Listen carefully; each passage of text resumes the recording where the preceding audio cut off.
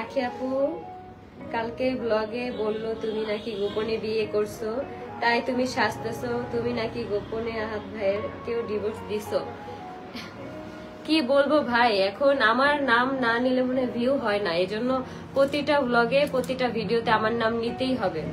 আমি যদি বিয়েই করতাম তাহলে আমি সবাইকে জানাই বিয়ে করতাম, এটা হচ্ছে জাস্ট ব্রাইডাল লুক। এখন এইটা নিয়ে যদি ভাবে আমি গোপনে বিয়ে করছি, ওদের মনে হয় স্বভাব আছে, অভ্যাস আছে এরকম গোপনে বিয়ে করার, নয়তো এরকম কেন মানুষকে ভাববে। ওই আখিমণি খুব সুন্দর লাগছে তোমায়, থ্যাংক ইউ।